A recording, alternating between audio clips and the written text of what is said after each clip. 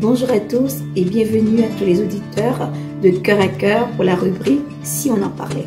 Mon nom est Fabienne d'Haïti et aujourd'hui nous allons aborder le sujet de l'estime de soi. Quand estime de soi rime avec complexe. L'estime de soi, c'est un concept psychologique qui renvoie au jugement global qu'une personne a d'elle-même. C'est aussi l'évaluation de cette personne fait de sa propre valeur.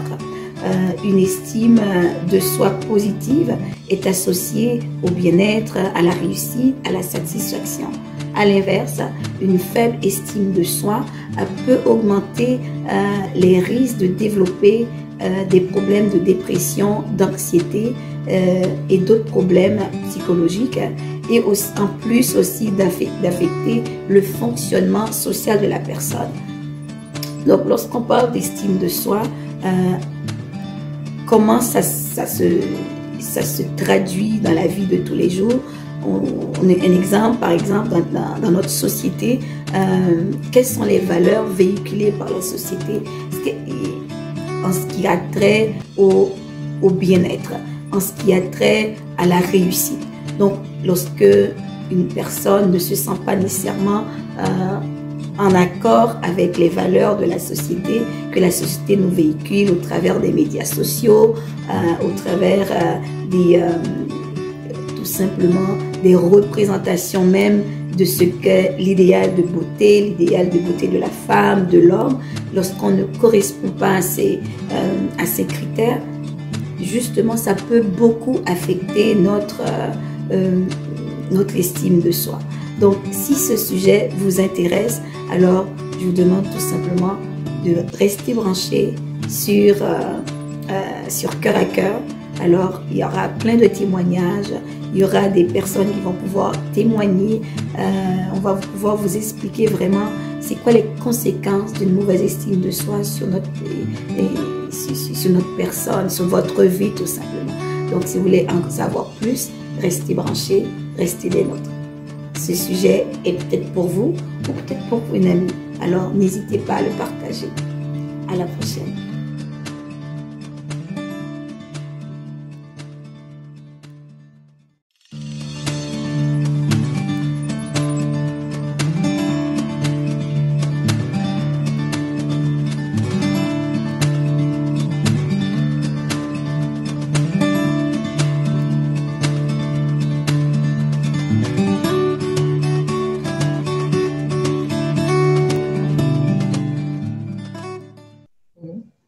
Oui, chers amis, chers auditeurs de Cœur à Cœur, bonjour, bonsoir. Nous sommes encore très heureux de vous recevoir sur ce plateau de Et si on en parlait?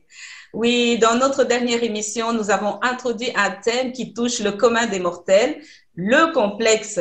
Il a donc été question d'essayer de comprendre à la lumière de la parole de Dieu, car c'est le but que nous poursuivons dans nos émissions, appréhender toute situation à la lumière de la parole de Dieu. D'où venaient les complexes en général et en particulier les complexes d'infériorité. Quelques exemples donc de personnages nous ont été présentés et qui nous ont aidés à comprendre comment naît le complexe d'infériorité, comment le reconnaître et dans quelle mesure était-il possible de le vaincre.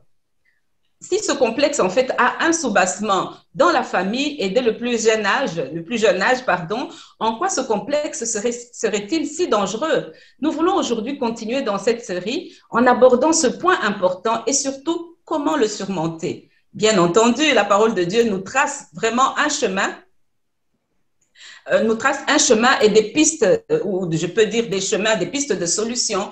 Nous avons reçu donc dans notre boîte email des témoignages de personnes qui, après avoir suivi notre dernière émission, ont reconnu avoir un complexe d'infériorité. Voilà pourquoi nous vous encourageons encore et encore à partager autour de vous le lien de cette émission ainsi que celui de notre dernière émission. Dieu seul sait à qui cela va faire du bien. Vous pouvez aussi donner un témoignage dans notre boîte email en privé par rapport à l'émission et ainsi édifier aussi les auditeurs et nous nous édifions mutuellement et cela pour la gloire de Dieu. Pour ce faire, nos adresses ressources vont défiler au bas de cette page tout au long de l'émission. Oui, chers auditeurs, et si on en parlait? C'est vraiment de cœur à cœur, c'est vraiment le cœur à cœur. Et voilà donc. Aujourd'hui, nous allons parler donc de complexe d'infériorité, continuer donc notre émission de la dernière fois. Et d'emblée en matière, je vais me tourner vers Pasteur Nathalie du Canada. Bonjour, c'est toujours le mois de la reconnaissance de Noirs au Canada, d'où ma tenue africaine. Comment ça va, Pasteur Nathalie? Ça va très bien. Bonjour, bonjour. Effectivement, on est toujours dans le mois, tout le mois de février, hein. C'est pour ça qu'on est habillé un peu en africain ou en tenue africaine. En tout cas, que le Seigneur vous bénisse, te bénisse. Maman Rachel, bonjour. Et nous croyons, merci Seigneur pour tous les témoignages que nous avons eus. Et nous croyons vraiment que ce sujet va continuer à bénir et à restaurer une vie. Oui, Pasteur Nathalie, merci. En repensant à notre dernière émission, je réalise vraiment que le complexe d'infériorité peut se révéler très dangereux. Peux-tu nous expliquer de quelle manière? Justement, précédemment, il y a tellement de matières dont nous avons parlé précédemment. Vraiment, pour ceux qui n'ont pas encore écouté l'émission, ça serait bien que ces personnes puissent vraiment aller revisiter notre page pour vraiment prendre toutes les richesses qu'il y avait dans cette émission-là. Donc, on avait vu précédemment qu'une personne qui développe un complexe d'infériorité, c'est une personne qui se sent inférieure aux autres, c'est une personne qui se sent inférieure aux normes, aux valeurs que la société lui projette à une certaine échelle de valeurs. C'est une personne qui se sous-estime. C'est une personne qui manque vraiment de confiance en soi. Ça peut se marquer par une grande timidité. Donc, c'est une personne vraiment qui est focalisée sur ses défauts. Et ces défauts, c'est vraiment la personne qui se focalise. Ces défauts peuvent être réels ou également imaginaires. Et surtout, on comprend tout de suite que quand c'est des choses imaginaires, c'est très, très dangereux pour la personne parce qu'elle vit des choses imaginaires. Donc, elle réagit par rapport à des choses qui sont imaginaires, qui n'existent pas. Alors, pourquoi est-ce qu'un complexe d'infériorité est vraiment dangereux et très dangereux? C'est parce que la personne qui vit ce complexe d'infériorité, c'est une personne qui constamment, comme on l'a dit la dernière fois, elle va se comparer aux autres. Cette personne, constamment, elle va s'évaluer par rapport aux autres. On sait que ce n'est pas par rapport aux autres que nous devons nous évaluer, mais nous tous, nous sommes soumis à nous évaluer selon la parole de Dieu et pas selon une autre personne. Et quand on a cette mauvaise estime de soi ou ce complexe d'infériorité, et on va envier ce qu'a l'autre, on va jalouser ce qu'a l'autre, on va convoiter ce qu'a l'autre, on va vouloir posséder ce qu'a l'autre parce qu'on ne sait pas ce que nous avons nous-mêmes en nous-mêmes. Donc, une telle personne, en fait, est bloquée dans son développement parce qu'elle s'appuie sur des choses qui ne sont pas réelles. Alors, cette personne ne va pas vraiment vivre son plein potentiel. Elle ne va pas utiliser ce que Dieu lui a donné. Elle ne va pas regarder à ce que Dieu lui a donné, comme la parabole des talents. Celui qui avait un talent, il a pris, il l'a enterré parce qu'il n'a pas vu, il n'a pas exploité ce talent, ce don. Il n'a pas exploité ce que Dieu lui avait donné. Il a regardé ce que les autres avaient et ça l'a bloqué. Quand on a un complexe d'infériorité, ça nous bloque dans notre développement.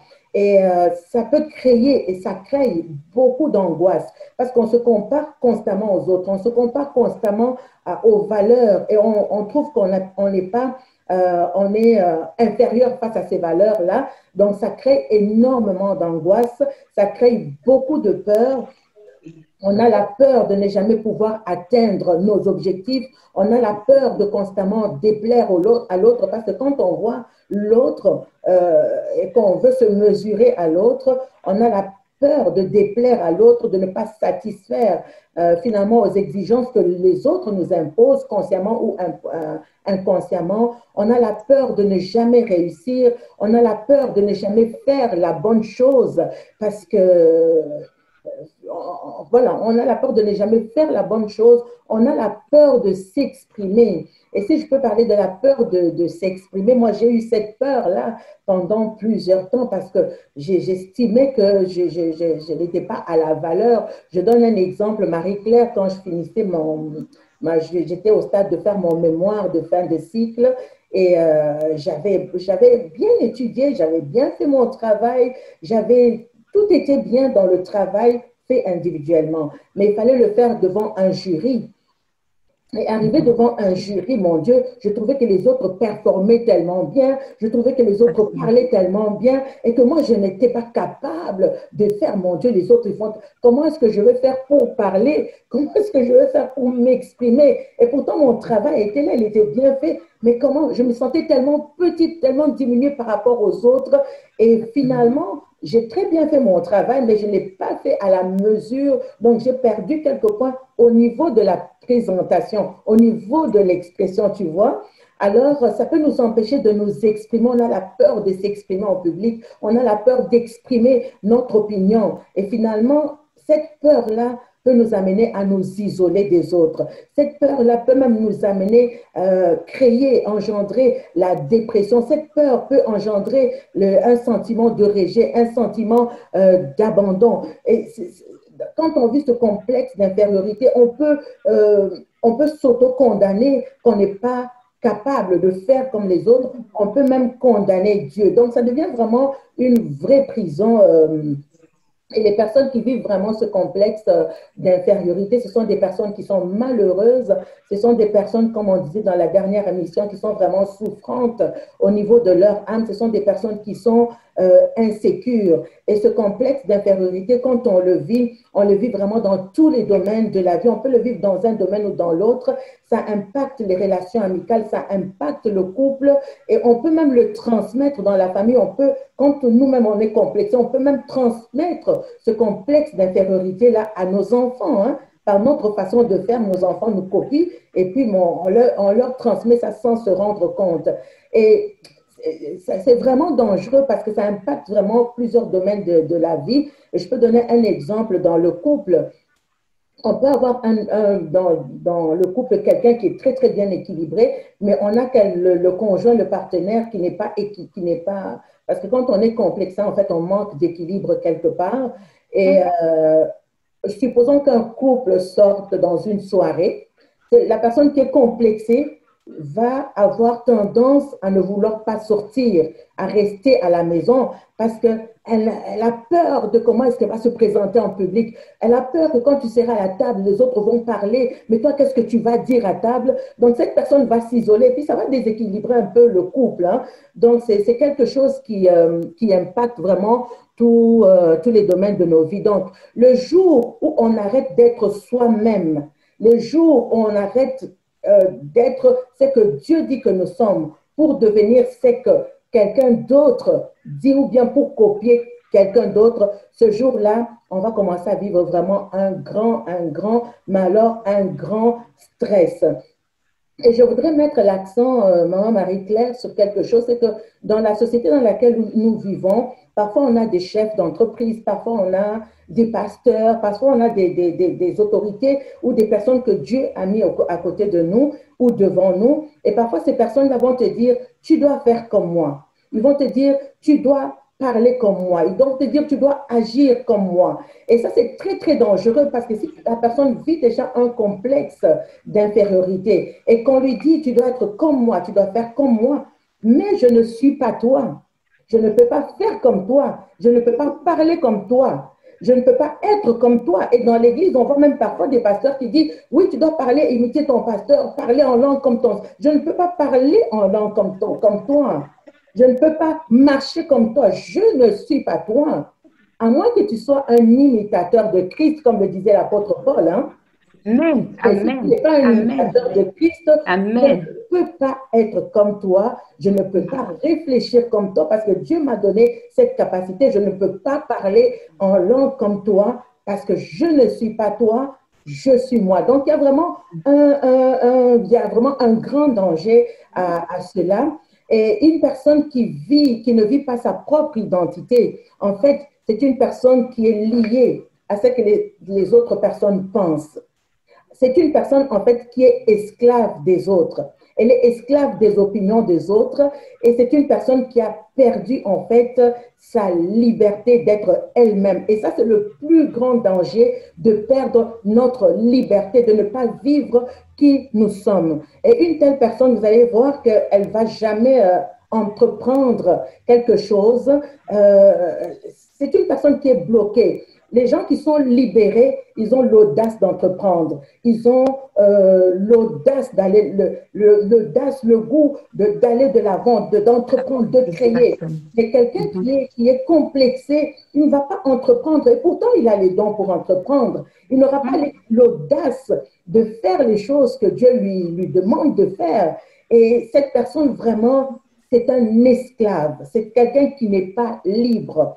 Et si je peux aller dans la parole de Dieu, le livre de Galates 1 est très éloquent. Il nous dit ceci, j'ai la parole, la Bible, la version juive. Elle nous dit ceci, Galates 5, le verset 1, qui nous dit ceci. C'est pour que nous soyons libres que le Messie nous a libérés. Demeurez donc fermes et ne vous laissez pas soumettre de nouveau au joug de l'esclavage. Notez mes paroles, moi, Paul, je vous le dis, si vous subissez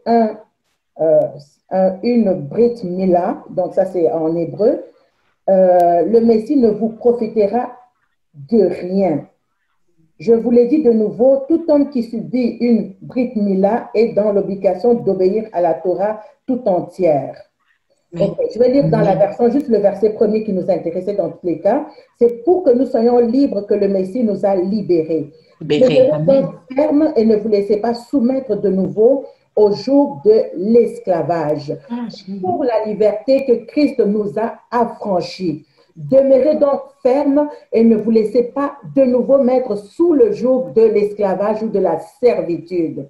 Donc, Christ nous a affranchis. C'est ce qu'il faut savoir aujourd'hui. Christ nous a affranchis de l'esclavage de Satan. Satan, il veut nous tenir, quand quelqu'un vit dans ce complexe, il est tenu sous l'esclavage par Satan. Christ nous a affranchis de l'esclavage de Satan. Christ nous a affranchis de la servitude. Il nous a affranchis de la malédiction. Il nous a affranchis de la loi. Il nous a affranchis de la culpabilité. Il nous a affranchis de la condamnation éternelle. Il nous a affranchis de la crainte de la mort. Amen, amen. Il nous a libérés et nous a placés. La Bible dit qu'il nous a placés dans cette liberté-là. Donc, nous sommes libérés et nous sommes libres de vivre cette liberté-là. Et quand on parle, pour rapprocher ça au complexe d'infériorité, quand on parle de liberté, on parle de quelqu'un qui vit sans contrainte. Exactement. Alors que quelqu'un qui vit le complexe d'infériorité, c'est quelqu'un qui vit sous la contrainte. Il vit toutes sortes de contraintes. Il est contraint de vivre l'identité des autres. Exactement. Il est contraint de suivre ce que les autres font. Il n'est pas libre de suivre sa conviction. Il n'est pas libre de suivre sa foi. Et comme je le disais tout à l'heure, ces complexes d'infériorité peuvent vraiment briser les relations. Et on ne donne pas son plein potentiel. On est vraiment emprisonné. On est vraiment esclave des autres, on est esclave du système des autres et on n'arrive pas vraiment à vivre qui nous sommes réellement. Donc, ça nous prendrait vraiment de revenir à la parole de Dieu, sinon nous sommes vraiment sur le chemin qui conduit vers la ruine. Vraiment, je suis interpellée par la parole de Dieu qui nous dit, qui nous rassure que c'est pour la liberté. C'est pour être placé dans cette liberté que Christ nous a affranchis. De la servitude, de l'esclavage, de la culpabilité, de la condamnation. Il nous a vraiment libérés. Il nous a même, quand la parole de Dieu dit, il nous a arrachés des ténèbres. Donc, ça a été vraiment un travail de vraiment arracher des ténèbres, nous amener à une lumière dans laquelle nous pouvons vivre librement et ne pas vivre la vie de quelqu'un d'autre. Vraiment, c'est un danger. C'est un réel danger, le complexe d'infériorité. Et je vais me tourner vers toi, Rachel. Bonjour d'abord et vraiment encore heureuse de te retrouver sur le plateau de « Et si on en parlait ». Comment te portes-tu? Bonjour Marie-Claire, mais je me porte très bien. Merci Marie-Claire. Bonjour Pasteur Nathalie. Bonjour. Oui. Vraiment heureuse de te retrouver. Pasteur Nathalie nous parle là vraiment du danger qu'est le complexe d'infériorité. Donc, il faut absolument, urgemment en sortir pour retrouver cette liberté qui est entravée quand on est emprisonné dans ce complexe. Et quand on est... À l'instant me vient cette pensée, c'est une expression, je ne sais pas, on parle de Mozart qu'on assassine. Donc, vraiment des destinées qui sont étouffées, de ne pas vivre le plein potentiel. Et les auditeurs qui nous suivent doivent se demander, s'ils se sont reconnus avoir ce complexe, comment le surmonter? Exactement, exactement, Marie-Claire, vraiment exactement. C'est vraiment une bonne question. C'est bien d'en parler, mais il faudrait trouver le rempart, le remède, comment en sortir. Ça, c'est la question, Exactement. évidemment. Donc, moi, je dirais, Pasteur Nathalie nous a déjà donné des pistes, hein. Moi, je dirais, la première chose, c'est la prise de conscience. Parce que tant qu'on n'a pas pris conscience, on peut y rester long moment parce que c'est un processus c'est un mal-être en fait. Pasteur Nathalie a dit, c'est quelqu'un qui s'appuie sur ses défauts qui peuvent être imaginaires. Ça veut dire on peut rester dans l'imaginaire un long moment. Donc la prise de conscience est très importante. Car lorsqu'on prend conscience, à partir de là, on peut se dire, mais quelles sont les pistes que je dois suivre pour en sortir? Comme on l'a dit, parce qu'on ne donne pas son plein potentiel, Pasteur Nathalie l'a dit, on est emprisonné. Et moi, je dirais d'abord, c'est la prise de conscience. Et des deux, Pasteur Nathalie a dit, Christ est venu, heureusement que Christ est venu. Et tu viens de le dire aussi, Marie-Claire, tu as dit, et Christ a fait un boulot titanesque en allant nous arracher, en allant nous sortir de là. D'où l'importance, parce que la parole de Dieu nous dit dans Ésaïe 61, l'Esprit du Seigneur est sur moi. Et lorsque le Saint-Esprit vient, la parole de Dieu vient, parce que finalement, qu'est-ce qui s'est passé? On a assez entendu longtemps, on s'est entendu nous-mêmes longtemps dire que nous ne valons rien en nous comparant sans cesse aux autres. Qu'est-ce qui doit se passer maintenant? Nous devons réécouter autre chose, c'est très important. Donc cela passe d'abord par une prise de conscience. Et la deuxième chose, lorsque le Saint-Esprit, en tout cas parce que nous parlons à la lumière de la parole de Dieu, lorsque le Saint-Esprit vient et que nous écoutons, parce que la Bible dit la foi vient de ce qu'on entend, et ce qu'on entend vient de la parole de Dieu. Et nous souvenons-nous dans le livre des Juges, nous avons ce bel exemple de Gédéon. Il s'est tellement entendu longtemps se dire lui-même qu'il est le plus petit de son clan, et son clan est le plus petit. Et lui-même, il s'est senti tellement petit. Mais qu'est-ce qui est arrivé? Dieu est arrivé un jour et Dieu lui a dit, mais Gédéon, moi, je ne te vois pas comme ça. D'ailleurs, Dieu commence par vaillant héros. Et directement, Gédéon lui dit, mais comment tu peux m'appeler vaillant héros alors que, voilà, il lui s'est senti vraiment tellement minime. Donc, cela passe par une prise de conscience. Et la deuxième chose, qu'est-ce qu'on entend? On doit faire attention à ce que nous entendons. Et désormais, on doit s'entendre dire que désormais, nous valons quelque chose. On doit arrêter de se dévaloriser. On doit arrêter de mettre des autres sur un piédestal. Et cela peut passer par un apprentissage. Donc, moi, je dirais, par la prise de conscience, deuxièmement, qu'est-ce que nous entendons? Et changer notre manière des choses que nous entendons. Arrêter de se dévaloriser, arrêter sans cesse de se comparer aux autres, parce que cela met un frein en nous. Et voilà les pistes que moi, je peux souligner pour l'instant. Donc, arrêtez vraiment de se dévaloriser, arrêtez de se comparer constamment aux autres et on peut suivre une thérapie également. Il ne faut pas négliger cela. Et si on n'arrive pas à s'en sortir par soi-même, Pasteur Nathalie a dit, on regarde toujours, on se compare constamment face aux autres. Et on peut se dire, mais comment je peux arrêter de me comparer aux autres? Il y a aussi une thérapie qui peut se faire, hein. On peut aller trouver un psychothérapeute et à partir d'un psychothérapeute qui nous dit, ce n'est pas forcément un psychologue, hein, c'est un psychothérapeute, à partir de là, on peut se dire, parce qu'on ne se voit pas soi-même des fois, hein, et l'entourage peut nous aider également. Pourquoi? Parce qu'on avait dit à notre précédente émission que tout commence dans la cellule familiale. Mais qu'est-ce que les parents disent aux enfants? Qu'est-ce que nous nous sommes entendus longtemps dire? Alors maintenant, on doit constamment écouter des belles choses. Constamment s'écouter dire, mais tu vaux quelque chose, et se parler, on peut se parler, on peut utiliser aussi la technique du miroir. Et on se présente devant le miroir, on se trouve face au miroir, on commence à se parler face au miroir, on doit commencer sincèrement à arrêter de se dévaloriser, on doit commencer à regarder quel est le plein potentiel que nous avons. Pasteur Nathalie a dit, c'est comme celui qui avait les talents, il est allé cacher son talent, alors qu'il a oublié que lui-même il avait les talents, on commence à regarder au talent des autres. Tandis que si on reprend son talent, moi je dirais, on doit regarder ce qu'il y a de meilleur en nous-mêmes et arrêter un peu de regarder constamment ce qu'il y a de négatif et commencer à utiliser ce qu'il y a de meilleur en nous-mêmes, commencer à les développer. Donc, si on peut retenir, moi je dirais il y a 4 points. Ça passe par la prise de conscience et deuxièmement, ça passe par ce que nous écoutons. Désormais, on doit écouter constamment la parole de Dieu pour voir qu'est-ce que la parole de Dieu nous dit. Quel est le regard que Dieu porte sur nous? Comme dans le cas de Gédéon, ça a changé complètement son regard. Dès que Dieu lui s'est approché, il a dit, Gédéon, mais moi je ne te vois pas ainsi, je te vois envoyer un héros. Et directement, ça a commencé à faire naître des choses dans la tête de Gédéon. Et cela a commencé à le transformer au point que lui-même, il a commencé à dire, tiens, je ne suis jamais vu comme un vaillant héros. Et désormais, il a commencé à cesser de se dévaloriser. Il a commencé à cesser de se dénigrer. Il a commencé à cesser de mettre toujours les autres sur un piédestal. Et on a parlé aussi de la psychothérapie. Ce n'est pas négligeable. Il faut voir aussi l'aspect médical, l'aspect psychologique qui est très important. Voilà un peu quelques pistes qui peuvent se dégager pour le moment en tout cas. Voilà, ma sœur Marie-Claire, je te retourne la parole. Merci beaucoup, Rachel. Merci infiniment. Avant de revenir vers toi, pasteur Nathalie, j'entends lorsque tu parles et ça me fait rire parce que j'ai vécu un cas similaire. Donc, en terminant mes études d'infirmière, je devais présenter aussi mon mémoire. Et Mazette, je dis, Seigneur, moi qui n'ose pas parler devant les gens, qu'est-ce qui va se passer?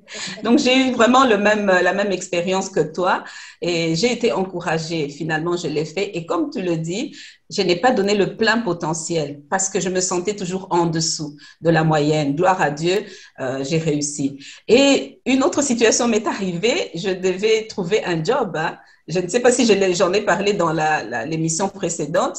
Et un job d'étudiant et j'étais déjà fiancée à mon mari et je lui demandais à lui d'aller parler pour moi. Donc vraiment, vous pouvez imaginer combien c'est lourd et combien c'est dangereux. Le poste, il était là et si je n'osais pas parler, je n'avais pas le poste parce que je devais me défendre. C'est dans le cadre de défense de mémoire, tu dois défendre, tu dois t'exprimer. Donc, tu dois être en face des gens et exprimer et dire, te vendre quelque part. Et donc, vraiment, c'est très dangereux parce que ça nous étouffe, le complexe d'infériorité nous étouffe. Et pasteur Nathalie, en recourant à la parole de Dieu, quel chemin nous trace la parole de Dieu ou quelles sont les pistes de solution? Donc, nous pouvons avoir des cas. Hein. Je vais vous donner encore un exemple. Dans les pistes de solution, je ne sais pas ce que pasteur peut nous dire par rapport à la parole de Dieu. Il m'est arrivé jusqu'à 40 ans, je ne savais pas nager. Bon, c'est vrai quand on est... parce qu'ils apprennent à nager au bas âge. Mais moi, venant d'Afrique, je n'avais jamais nagé. Je n'avais jamais mis un pied dans une piscine, dans l'eau, jamais. Et alors, nous décidons avec une amie, on dit, tiens, on ne va pas quand même vieillir, ne sachant pas nager, on se décide d'aller nager, d'aller apprendre, puisque tout s'apprend. Et effectivement, hein, tout s'apprend. Et j'en parle à maman qui me dit, qu'est-ce que tu vas aller faire? Mais tu ne vas pas savoir, mais c'est tombé comme un couperet comme ça, mais tu vas t'enfoncer et tu vas te noyer. Est-ce que vous entendez les paroles qui étaient sorties? Mais tu vas te noyer. Mais le cinéma, je ne sais pas le cinéma qu'elle s'est fait. Immédiatement, elle m'a communiqué ce cinéma-là, cette image. Donc, avec ma corpulence, directement, ça m'était un complexe, mais je suis forte. Donc, inévitablement, dans l'eau, je coulerais au fond comme un gros caillou, quoi, comme une grosse pierre. Oui, je sais, cela vous fait rire, mais sur le champ, gloire à Dieu. Il y a quelque chose en moi qui se révolte. J'ai dit, et pourquoi je n'apprendrai pas?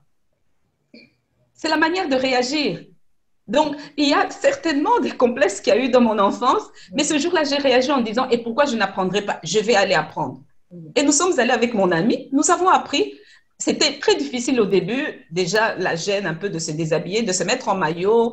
Bon, en Occident, ce n'est pas un problème, mais nous venons d'une culture africaine, ce n'était pas si évident. Donc, il faut aussi passer outre ce complexe et se mettre en maillot parce que je n'irai pas en boubou, en djellaba dans la piscine, ça ne va pas.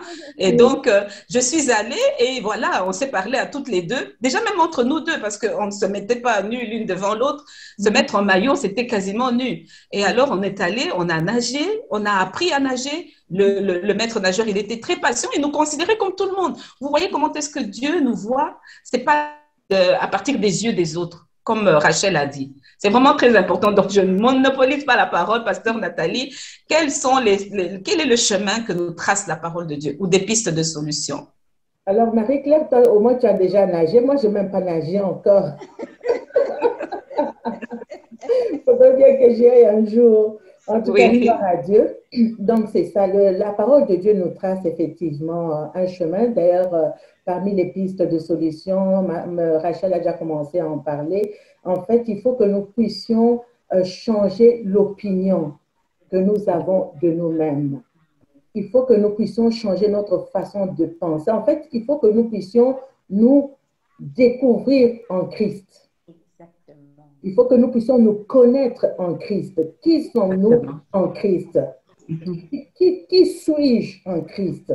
Alors, nous devons nous rendre compte que notre valeur en tant que personne, comme Rachel, tu le disais tout à l'heure, elle ne dépend pas de ce que les autres pensent. Notre valeur ne dépend pas de notre apparence extérieure, comme Marie-Claire, tu le disais. Notre valeur ne dépend pas de notre intelligence, de nos richesses, de notre position sociale. Nous devons nous regarder comme Dieu nous voit. Nous devons nous découvrir quelle est notre valeur aux yeux de Dieu. Nous devons également nous rendre compte que Dieu nous aime et nous accepte tels que nous sommes.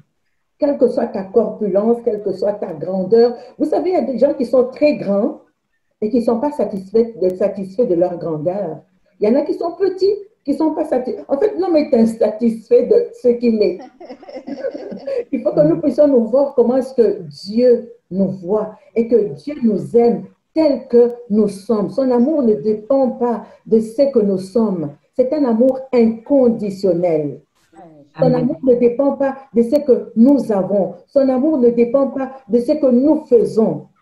Que tu réussisses, que tu échoues, peu importe l'opinion que tu as de toi-même, Dieu t'aime tel que tu es, sans aucune condition. Déjà, ça, c'est une première chose et capitale. Une deuxième chose, c'est de se découvrir en Christ. Alors, dans la première émission, nous avions dit que tout commençait par la maison familiale.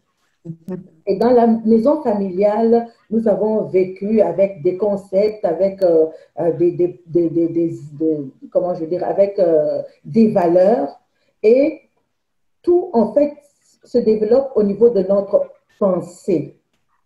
Toutes ces valeurs-là ont été accumulées au niveau de notre système de pensée. En fait, la manière que nous avons été éduqués a changé, modifié ou a installé un certain système de pensée. Donc, tout est de revenir aux valeurs, parce qu'on parle vraiment de la valeur. Quelle est la valeur que j'ai devant Dieu?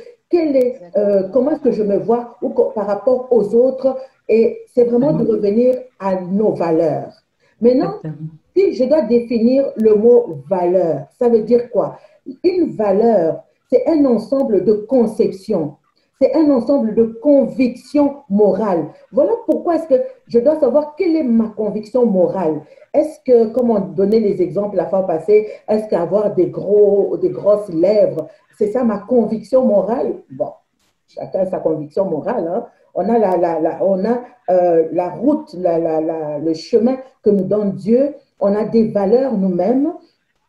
Alors, la valeur, c'est vraiment l'ensemble de conceptions, l'ensemble de convictions qu'une personne a. Et ce sont ces conceptions, ce sont ces convictions qui vont nous guider, qui vont nous aider à prendre une décision, qui vont nous amener à poser certaines actions. Ce sont ces valeurs, ces conceptions, ces convictions. Et vous voyez que si on a des mauvaises valeurs, ce sont ces mauvaises valeurs-là qui vont nous conduire. Ce sont ces mauvaises valeurs-là qui vont nous amener à faire des choix qui sont soit des choix de Dieu, ou qui sont des choix tout à fait mondains. Alors, ces valeurs sont très, très importantes parce qu'elles vont guider notre conduite. Si nos valeurs sont mauvaises, elles vont nous amener à faire des mauvais choix. Et si nous avons des bonnes valeurs, ces valeurs vont nous amener à faire des bons choix. Et quelqu'un qui est, comme on a dit la fois passée, complexus, quelqu'un qui vit le complexe, on avait dit que ses pensées sont complètement mêlées. Donc, quelqu'un qui fait un mauvais choix,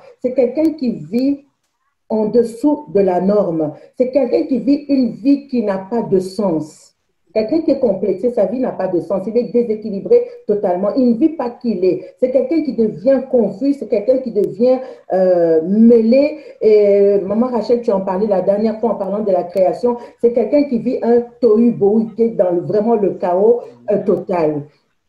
Alors, nous voulons vraiment revenir, parce que si on a les mauvaises valeurs, ces mauvaises valeurs, comme je disais, c'est une boussole devant nous, cette boussole qui va mal nous guider ou qui va bien nous guider. Alors, il y a un verset qui est intéressant, quelques versets qui sont vraiment intéressants et qui peuvent vraiment nous aider pour voir comment nous en sortir. Quand on lit ces versets d'emblée, on ne voit pas forcément le complexe d'infériorité, mais ça nous donne une direction, une très bonne direction sur les valeurs.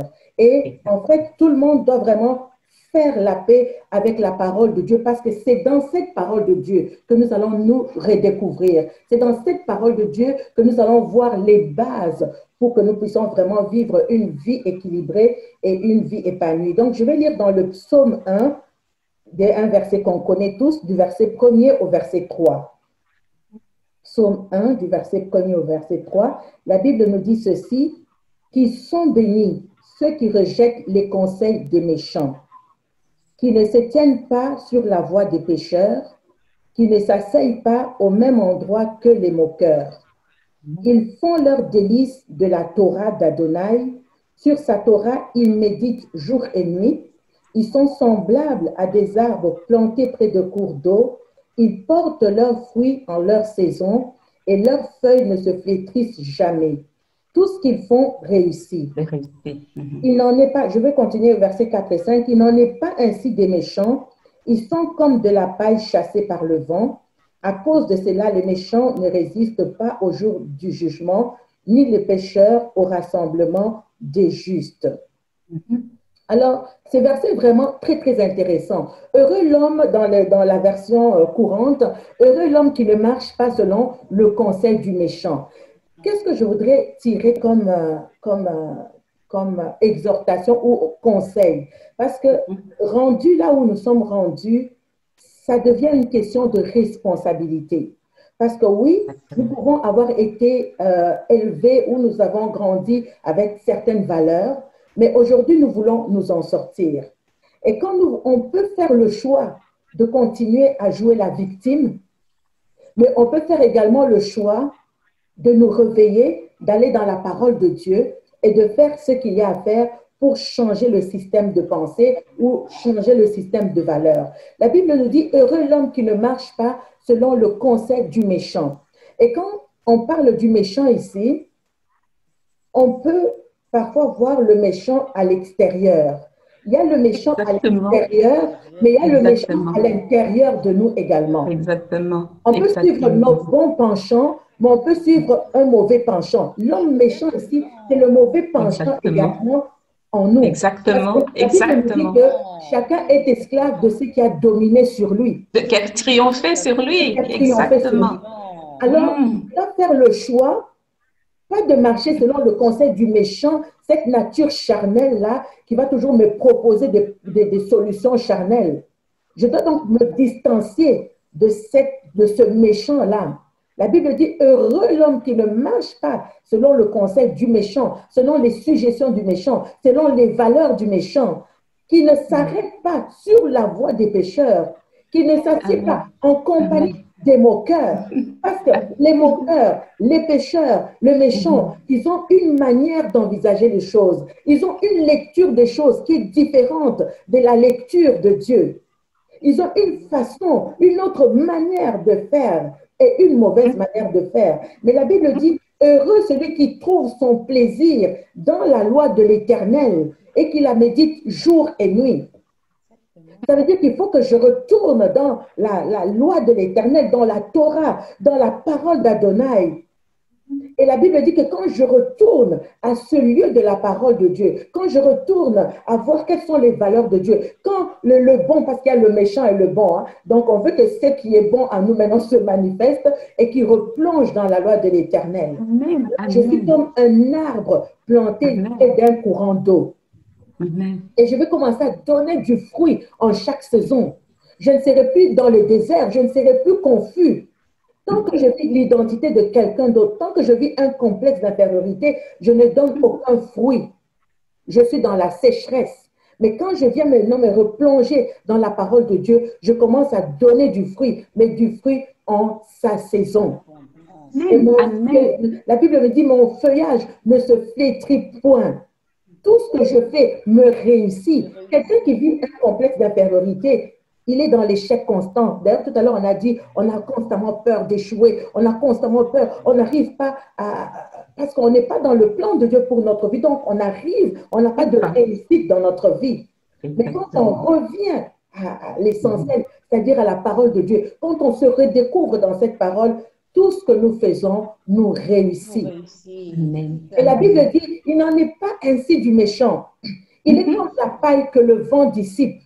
Donc, tout ce qui est du méchant est éphémère. Tout ce qui est du méchant est comme la paille qui se dissipe. Et donc, si quelqu'un a mis sa valeur dans ce qui est du méchant, la beauté de la beauté que nous offre le monde, c'est comme ça se dissipe. C'est une paille que le vent dissipe. Ce ne sont pas des choses solides qui s'asseyent et qui restent. Et la Bible dit, c'est pourquoi le méchant ne résiste pas au jour du mal. Ni le pécheur dans l'assemblée des justes. Donc, nous devons vraiment revenir à cette parole. Nous devons enlever vraiment, même si nous avons reçu ces mauvaises valeurs, même si on nous a éduqués de quelque manière que ce soit, à un moment donné, il faut que je sursaute. Il faut que je me réveille maintenant. Il faut que je retourne au Seigneur maintenant. Il faut que j'enlève le mauvais penchant, que j'enlève tout ce qui est mal et que je sois de nouveau reparti dans la parole de Dieu. Parce que nous avons les valeurs que nous offre le monde, mais nous avons les valeurs de Dieu. Ce sont les valeurs supérieures. Et quand je suis dans cette valeur supérieure, quand je nage dans cet esprit supérieur, ça bâtit une certaine conviction. Quand on a des mauvaises valeurs, on a la conviction également de ces mauvaises valeurs. Mais quand je reviens à Dieu maintenant, j'ai la conviction que j'ai la valeur supérieure. Et quand j'ai la valeur supérieure, même si le méchant vient pour me faire quelques suggestions que ce soit, même si on vient me dire, fais ça, fais comme moi, nous ici chez nous on fait ceci, dans notre culture on fait cela. Mais comme j'ai la valeur supérieure en moi, cette valeur comme un bouclier devant moi. Donc, quel que soit ce que le méchant va me proposer, je sais qui je suis. Ça devient un bouclier pour moi. Je sais qui je suis. Je sais qui je sers. Donc, je ne veux pas aller dans une voie contraire parce que ces valeurs sont pour moi des principes directeurs. Ce sont ces principes-là qui vont bâtir ma vie, qui bâtissent ma vie, qui me conduisent et qui m'amènent à vivre une vie harmonieuse et une vie vraiment équilibrée. Donc, c'est ça que je puisse dire, c'est vraiment de revenir à la parole. Et ce verset, il faut vraiment aller méditer les psaumes pour vraiment comprendre. On peut les appliquer dans plusieurs domaines de notre vie. Mais quand je reviens dans le Seigneur, ces valeurs du Seigneur, c'est qui je suis en Christ. Qu'est-ce que Dieu m'a donné en Christ? Quel est le plan de Dieu pour ma vie? Ça devient un bouclier. J'insiste sur le bouclier. Et quand j'ai ce bouclier-là de la foi, quand j'ai ce bouclier, cette espérance, quand je connais, je sais qui je suis, toutes les flèches, quand elles viennent, qu'est-ce qu'elles font? Elles redondissent. Elles redondissent. Elles redondissent encore.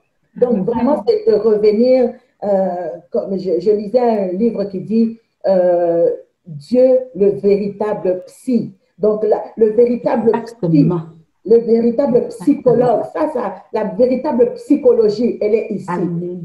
Tout est ici. Donc, je dois revenir vraiment au Seigneur et retrouver vraiment, me redécouvrir, retrouver mon identité en Christ. Et je pourrais donc vivre une vie harmonieuse et équilibrée. Voilà ce que je pourrais dire. Waouh, waouh, waouh, c'est tellement merveilleux que je me sens bien. Rachel, pas toi? Je me Je sens me sens également tellement bien, bien. Marie-Claire. Je me sens super bien. Vraiment Retrouvons en très Christ bien. notre identité en Christ, effectivement. Amen. Amen. Et tu parles des flèches peuvent venir et rebondir, rebondir, rebondir. Pourquoi? Parce que ces valeurs, j'entends les valeurs qui sont des principes sélecteurs, des valeurs hautes, des valeurs élevées, des valeurs vraiment au-dessus du monde, les valeurs de Dieu. En fait, elles sont forgées en moi. J'entends forger, j'entends forgeron, j'entends le faire. Et donc, elles sont vraiment enracinées en moi. C'est ma conviction. Il y a ce verset qui dit, tout ce qui n'est pas le fruit d'une conviction, mais quelle conviction? Attention, tout ce qui n'est pas le fruit d'une conviction est péché. Et donc, quand on est dans le péché, on ne vit pas la vie normale de Dieu, la vie de bénédiction, la vie de grâce, la vie de liberté. Dans le péché, on est dans une sorte d'esclave. On est dans l'esclavage. Quand on est dans le péché, on est dans l'esclavage. Parce on vit contre ce on vit le contraire de ce qu'on devrait être en train de vivre. Et il y a aussi le fait de se découvrir. Vraiment très important, tu le dis, c'est de prendre ses responsabilités. Vraiment prendre ses responsabilités, prendre conscience. Et je pensais, pendant que tu parlais, je repensais au psaume 139, puisque tu parles que Dieu est le vrai psy. Tout ce qu'il dit de nous dans le psaume 139, et on arrive au niveau du verset 19, je vais le lire. « Oh Dieu, puisses-tu faire mourir le méchant ?» Ça veut dire le méchant en moi, et tu en as parlé. Exactement. Homme de sang, éloignez-vous de moi. Le méchant en moi qui fait en sorte que je me considère pas comme Dieu me considère. À cause de tout ce que j'ai entendu, à cause de tout ce que j'ai emmagasiné. Je suis pourtant, je suis ce que Dieu dit que je suis. Et pour savoir ce que Dieu dit que je suis, il faut que je retourne à ce que Dieu a dit. Et le psaume 139, c'est vraiment le verset par excellence. Et à partir du moment où il y a eu des ténèbres, moi, je peux appeler aujourd'hui le complexe d'infériorité que c'est une sorte de ténèbres en nous. Notre être intérieur, notre moi n'est pas forgé en Christ, n'est pas ancré en Christ. Et la parole de Dieu nous dit dans le psaume 119, ta parole est une lampe à mes pieds, une lumière sur mon sentier. Donc, si cette parole n'éclaire pas mon moi, comment est-ce que je peux me déplacer dans l'obscurité? Je ne peux pas vivre, je ne peux pas voir clairement les choses, je ne peux pas saisir clairement les choses. Et je ne peux pas évoluer à un moment donné dans l'obscurité, tu marches à tâtons, et puis après tu t'arrêtes parce que tu ne sais pas si devant il y a un grand trou, s'il y a une grande flaque. C'est ça, notre intérieur doit être vraiment ancré et avoir toutes ces valeurs. Par rapport aussi à ce que nous écoutons, nous entendons, même dans l'enfance, Joyce Meyer, la servante de Dieu, Joyce Meyer disait que pour toute parole méchante, mauvaise, qui a détruit le moi, il en faut 7 pour réparer. Et bâtir. Et rebâtir. Est-ce que vous imaginez? Vraiment. Je ne sais pas, Rachel, si toi, tu as aussi quelque chose à dire. Vraiment, le temps est passé très vite. Je ne sais pas si tu voulais ajouter quelque chose par rapport à notre responsabilité. Je ne sais pas ce que Dieu te met à cœur pour l'instant. Et puis, voilà quoi. Je ne sais pas ce que tu peux nous dire encore.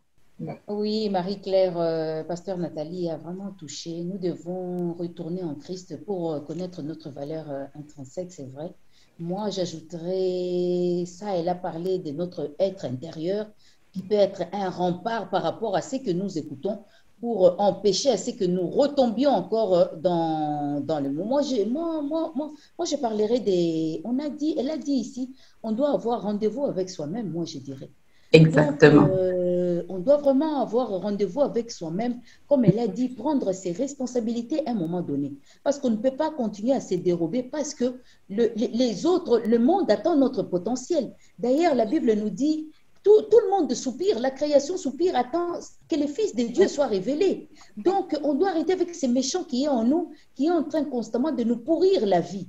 Et moi, je dirais, on doit retourner à son image. Il faudrait retravailler son image. C'est très important, c'est capital, parce qu'on a une image erronée de soi-même. Donc, ça peut passer par un relooking. Hein. Des fois, ça peut passer par un relooking. C'est relooker complètement. Alors, parce qu'on a tellement une mauvaise image de soi, Ça peut nous aider, les relooking. Alors là, je parle sur le plan extérieur, parce que Pasteur Nathalie nous a parlé sur le plan intérieur. Mais n'oublions pas l'extérieur. Nous vivons dans un monde, dans une société qui nous impose une certaine image. Je ne dis pas on doit ressembler à Miss Monde forcément, pas forcément. Mais des fois, on peut se cacher au niveau de nos habits. Un habit peut être un lieu où nous nous cachons. Et il faudrait que nous sortions de nous-mêmes. Alors, l'image est très importante, d'où on peut passer par un relooking. Les relooking, ce n'est pas forcément peut-être juste notre façon de nous habiller, juste un élément qui peut être changé dans notre habillement et on ressort. Admettons des gens qui s'habillent toujours en sombre, en gris, et il suffit d'ajouter une petite couleur, une touche petite couleur, changer juste une blouse ou une robe en une autre couleur. Et ça peut être vraiment, ça peut paraître anodin, mais ça peut être très important. Donc, moi, je dirais travailler son image et retrouver la confiance en soi. Savoir aussi, on peut avoir un complexe. Par exemple, si on ne conduit pas, allons apprendre simplement. Retrouvons-nous dans une auto-école. Ça peut sembler anodin. Hein? Et les complexes au niveau du langage. Des fois, nous n'osons pas parler. Mais tout ça, c'est travail. Marie-Claire, tu l'as dit, on n'a pas arrêté d'apprendre. Nous apprenons. Tu as parlé d'aller nager à 40 ans, mais tu l'as fait. Tu as réussi. Et ça peut passer en parlant. Il y a des gens qui ont du mal à s'exprimer, mais ça s'apprend. Il y a les théâtres, par exemple. Moi, j'avais eu un prof que je remercie aujourd'hui, et un prof de français qui me poussait tout le temps à faire des théâtres, à faire la scénette. Et aujourd'hui, je peux vous dire que je lui remercie. On a dit, on se retrouve, vous deux, vous avez parlé.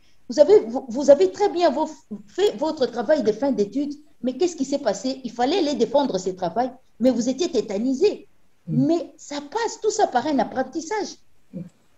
Alors, on peut aller faire du théâtre, on peut aller faire des scénettes, on peut avoir un coach qui nous apprend à parler. Pasteur Nathalie a dit, on peut se retrouver dans un parti politique, on peut se retrouver à l'église, un pasteur qui vous dit, parle comme moi, fais-moi. Mais je ne suis pas toi. Mais on doit voir comment nous, on peut nous exprimer. Alors, ceci passe par un apprentissage. Si on commet des fautes d'orthographe, ce n'est pas grave. Allons apprendre. Allons apprendre. Tout passe par... Il y a aussi l'écriture. Hein. Il y a d'autres qui sont complexés. On sera étonné hein, combien d'illettrés il a. Mais il n'est pas trop tard dans la vie. Il faut aller apprendre. Exactement. Et voilà un peu si des choses que moi, je peux ajouter par rapport. Et il faut accepter aussi de se pardonner. Hein. Il faut aussi accepter à savoir que l'échec est inhérent à la nature humaine. Oui, les échecs ne doivent pas nous empêcher d'aller apprendre. Non, ça ne doit pas être Exactement. Ça doit être une barrière. Et exactement. Voilà un peu, Marie-Claire, ce que moi j'avais ajouté. Je ne sais pas oui, si Rachel. Quelque chose, Marie. Oui, pasteur Nathalie, je t'en prie. C'est des cas concrets. Hein. Bon, j'ai l'exemple d'une maman que j'aime bien. Elle a fait son permis 11 fois avant de l'avoir. Imaginez-vous ce qui s'est passé avant d'arriver. Elle nous écoute là, elle se reconnaît. Alors, elle a déjà fait le témoignage publiquement, donc elle sait de qui elle nous écoute, elle sait, elle peut même faire un commentaire. Alors, elle a fait ça 11 fois. Mais imaginez-vous, pendant 11 fois, tu pars. La première fois, ça ne marche pas. Tu reviens à la maison, tu dois affronter ton mari, tes enfants, leur dire j'ai échoué. OK, la première fois, c'est correct. OK, la deuxième fois, tout le monde commence à rire de toi. Qu'est-ce qui se passe? Tu peux vraiment avoir un complexe. La troisième fois, 4, 5, 6, 7, 8, 9, 10, à la 11e fois. Donc, on était habitué qu'elle arrive. Bon, c'est comment? Tu as échoué? Finalement, à la 11e fois, quand elle arrive, mais je vais dire, il faut oser. Oser. Pour ma part, quand tu te redécouvres, parce qu'on dit maintenant, quand tu te redécouvres, qu'est-ce que tu fais? Ça te donne cette assurance, ça te donne cette confiance. Maintenant, il faut oser. Et quand tu oses, en fait, tu te fiches un peu du regard des autres. Exactement. Ose faire, qu'est-ce que tu as à faire? Dieu te donne un rêve, Dieu te donne une vision. Ose entreprendre. Oui, ça se peut, comme maman Rachel dit que tu vas échouer. C'est correct d'échouer. Ce n'est qu'une expérience. On le fait encore une deuxième fois. Et c'est en forgeant qu'on devient forgeron. Et puis, au bout d'un certain temps, il y a des gens aujourd'hui qui me disent, oui, maman Nathalie, comment tu fais pour parler? Oh mon Dieu Seigneur, je me dis, mais attends, mais vous ne savez pas d'où je viens. Et même encore aujourd'hui, vous ne savez pas ce que j'ai pour parler. Donc, tu vois, mais on fait confiance au Seigneur. et on ose.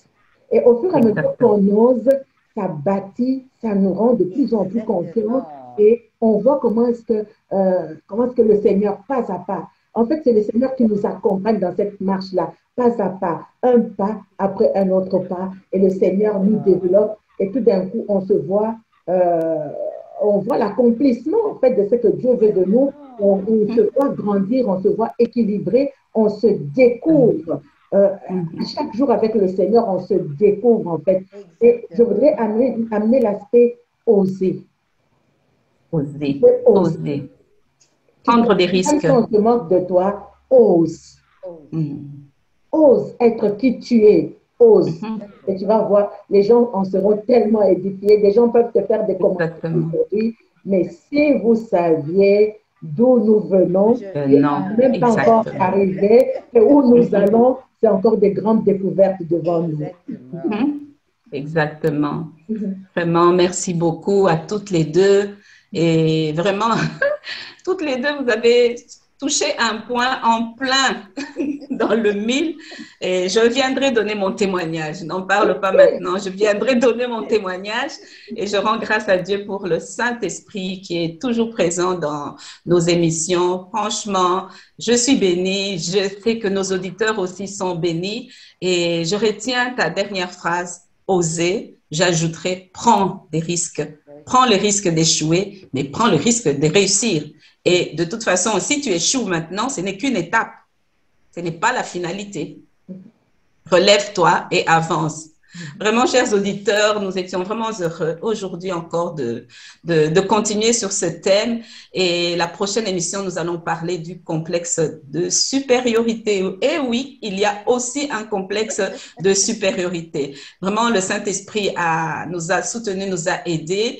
Je ne sais pas, Rachel, si tu as un dernier mot. Pasteur Nathalie, je te laisserai le mot de la fin pour prier parce que le complexe d'infériorité, comme il se présente comme une prison, et la mission de Ésaïe 61, versets 1 à 4, c'est la mission de libérer les captifs. Et Dieu nous a oints pour cela. Si tu peux prier vraiment pour quelqu'un qui est emprisonné dans cet état.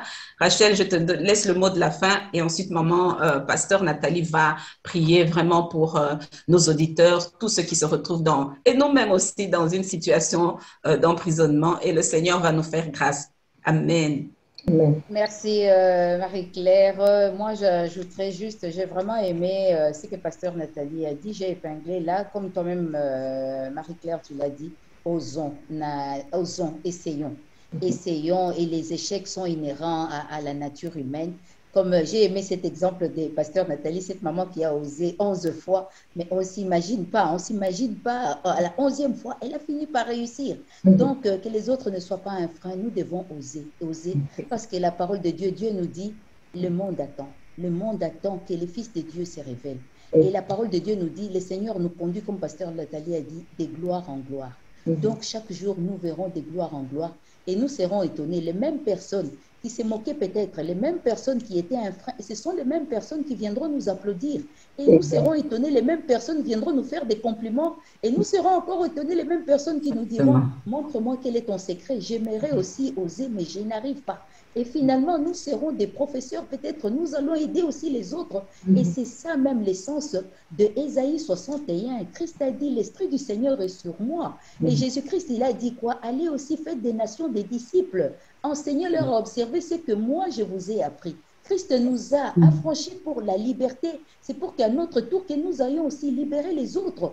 Pasteur Nathalie a dit, les complexes peuvent être transmissibles au niveau des enfants. Il faut que nous fassions attention. Qu'est-ce que nous allons transmettre à notre génération future? Tandis que si nous sortons de nos complexes, nous allons à notre tour transmettre les vraies valeurs à nos enfants. Et nous voyons beaucoup d'enfants qui sont timides. Et qui va les tirer de ces enfants? Si nous sommes transformés, nous-mêmes, nous serons à mesure d'aller aussi transformer nos enfants, leur donner la confiance pour qu'ils ne soient pas timides, pour qu'ils ne soient pas décomplexés, que ce soit le complexe d'infériorité ou le complexe de supériorité. Et nous serons un rempart, pas seulement pour nos enfants, mais pour ceux qui nous entourent également, que ce soit dans notre milieu de travail, que ce soit dans notre famille, parce que le monde attend. Pasteur Nathalie dit, ne soyons pas comme celui qui avait pris son talent, qui est allé les cacher, mais soyons comme celui qui ose, qui avait eu ces 5 talents, qui a osé. comme cette maman, franchement, moi, j'aimerais bien la rencontrer, qui a fait 11 ans. Moi aussi, je veux bien la rencontrer, lui parler. Et voilà. Voilà un peu ce que Exactement. j'avais ajouté, ma sœur Marie-Claire. Et moi, je vais m'arrêter ici également. Merci beaucoup, Rachel. Avant que Pasteur Nathalie nous conduise dans la prière, je pense à quelque chose vraiment, ça sera aussi mon mot de la fin. Et soyons des encourageurs. Je ne sais pas si le terme existe. Soyons des personnes qui encouragent aussi. Là où tu vois quelqu'un, vous voyez quelqu'un qui a une certaine faiblesse, l'encourager. Vous vous souvenez quand on était enfant ou même aujourd'hui en tant que parent, vous pouvez avoir un enfant qui se dévalorise, qui dit je ne pourrai pas, je ne pourrai pas. Mais de lui dire oui, tu es capable, oui, tu peux y arriver. Et le dire et encore le dire et encore. On a besoin d'entendre ça. On a besoin d'entendre, d'avoir des poteaux qui soutiennent, des poteaux qui encouragent, des poteaux indicateurs. Oui, voilà, la voie, elle est ouverte. Tu es capable. Afin que des œuvres d'art naissent, afin que des talents soient exprimés. Merci beaucoup, Pasteur Nathalie. À toi la parole.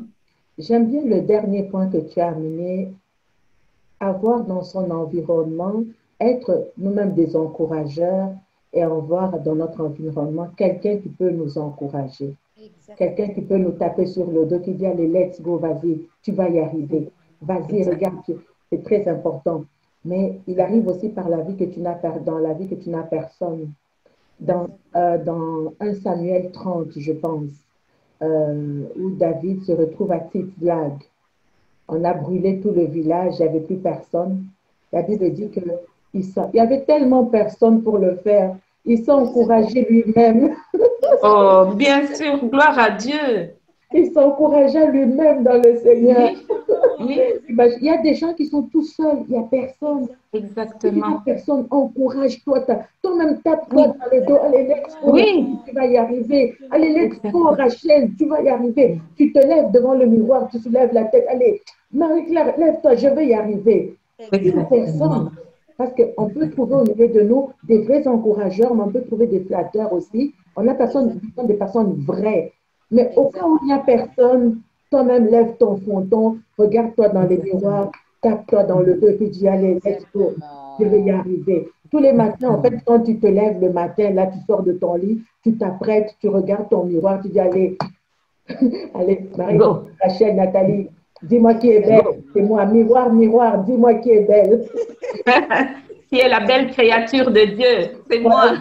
Tu te lèves, toi-même, tu te tapes dans le dos. Allez, comme tu es la maman dans la maison, tu vois les enfants, allez, let's go, les champions, allez, let's go, allons-y. On doit être des encourageurs. Et si on n'a pas quelqu'un, encourage-toi toi-même dans le Seigneur. Exactement. On va prier avec Galates 5, le verset premier, qui rejoint d'ailleurs Ésaïe 61. La Bible nous dit que c'est pour que nous soyons libres. C'est pour la liberté que Christ nous a affranchis.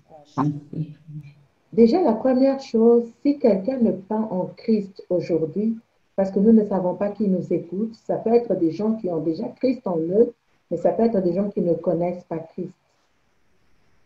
C'est d'inviter aujourd'hui, nous invitons les personnes qui n'ont pas Jésus à recevoir Jésus dans leur vie comme Seigneur et Sauveur personnel.